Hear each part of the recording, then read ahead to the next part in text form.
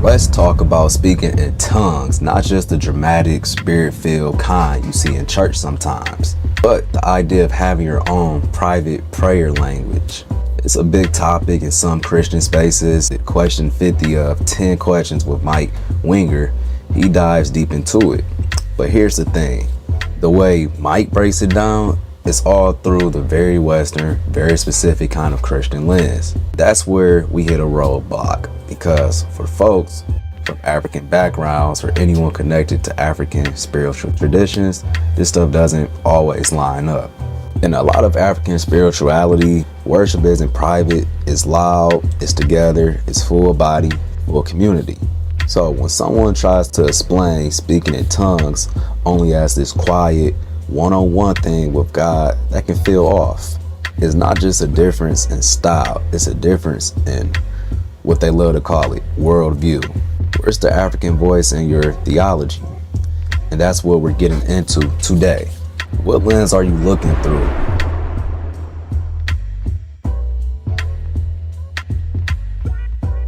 Mike Winger's take on tongues fits squarely in the Western Christian box, one that's big on personal, individual relationships with God. Nothing wrong with that, but it's not the only way people experience the divine. Now, here's the biggest issue. Christianity, as we know it, was shaped by the empire. Roman power structures, political councils, the Bible itself was stitched together by men with agendas, not downloaded from heaven. That's just facts, not opinion, don't hurt me. So when someone like Mike interprets scripture as if it's some pure universal truth, we gotta pause. Who chose those books? Who translated those words? Who got left out?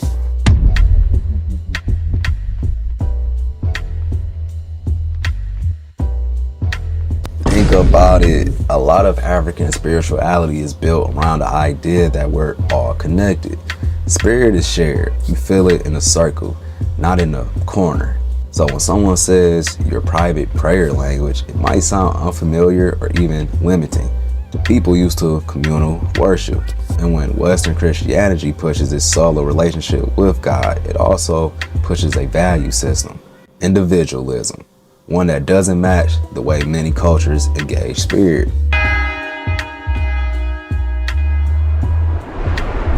This isn't just some foreign idea. African traditions has always had their ways to talk with the spirit world. They just don't call it tongues. They call it what it is, calling, listening, remembering, honoring. No need for doctrine, no need for church seats. So when Christianity labels these practices as demonic or fake, that's colonization, not revelation. Let's be real. Africa didn't need saving. What it needed was respect.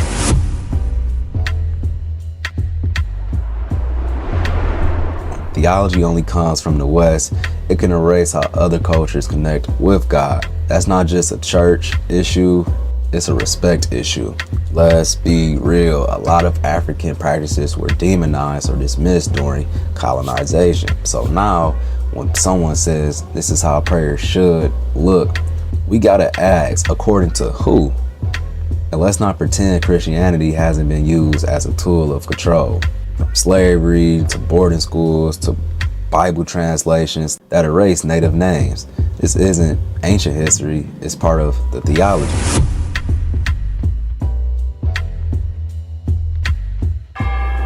What if theology made room for different kinds of holiness? What if spirit could show up in dance, drums, dreams, and yes, even private prayer, without one being more right than the other?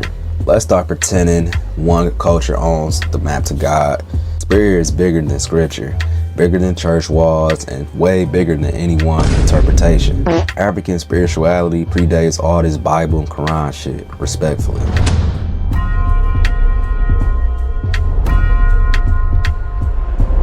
This made you pause or feel something, hit the like, leave a comment.